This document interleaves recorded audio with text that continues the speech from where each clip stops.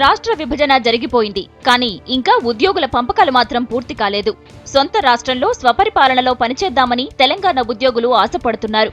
కానీ తాత్కాలిక పంపకాల్లో భాగంగా ప్రభుత్వం కొంతమంది ఇక్కడి ఉద్యోగులను ఆంధ్రాకు, అక్కడి ఉద్యోగులను తెలంగాణకు కేటాయించింది. సొంత రాష్ట్రంలో ఉంటూనే పొరుగు రాష్ట్రం కోసం పనిచేస్తుండడం వారిలో అసంతృప్తిని పెంచుతోంది.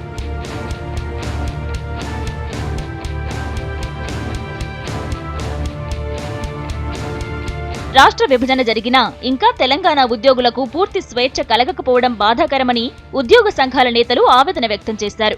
ఉమ్మడి రాష్ట్రంలో తెలంగాణ ఉద్యోగులకు జరిగిన అన్యాయంపై టీఆర్ఎస్ ఎమ్మెల్యే శ్రీనివాస్ గౌడ్ ఫైర్ అయ్యారు. దొడ్డిదారిన బోగస్ సర్టిఫికెట్లతో ఇక్కడే ఉండాలనుకున్న వారిపై క్రిమినల్ చర్యలు తీసుకుంటామన్నారు.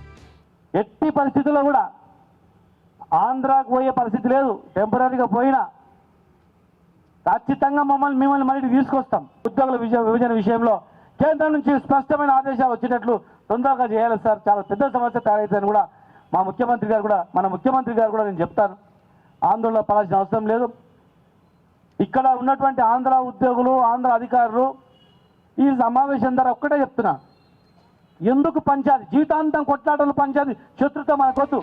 తెలంగాణ ఉద్యోగుల్లో సీమాంధ్రకు వెళ్లిన వారందరినీ నెల రోజుల్లో రప్పిస్తామని భరోసా ఇచ్చారు ఎమ్మెల్సీ స్వామి గౌడ్. ఎలక్ట్రిసిటీ ఉద్యోగులు హక్కుల కోసం పోరాడాల్సిన అవసరం లేదని, ఉద్యోగులకు ప్రభుత్వం అండగా ఉంటుందన్న నమ్మకం ఉందన్నారు. మనం ఎవరం కూడా ఆందోళన చెందాల్సినటువంటి అవసరం లేదు. నేను ఖచ్చితంగా మీతో విజ్ఞప్తి చేస్తున్న, మొత్తం తెలంగాణ జాతి మీ వెనకాల ఉంది. ప్రతి ఉద్యోగి వెనకాల ఉన్నది. ఎవరం కూడా భయపడాల్సినటువంటి అవసరం లేదు. ఖచ్చితంగా తెలంగాణ బిడ్డలను రిటర్న్ తీసుకొచ్చుకునే బాధ్యత తెలంగాణ గడ్డది. తెలంగాణ ఆచార సంప్రదాయాలు కించపరిచితే ఊరుకునేది లేదన్న ఉద్యోగ సంఘాల నేతలు సీమాంధ్ర ఉద్యోగులతో ఎలాంటి మనస్పర్ధలు లేవని అన్నారు. శాంతియుత మార్గంలోనే హక్కులను సాధించుకుంటామని అంటున్నారు.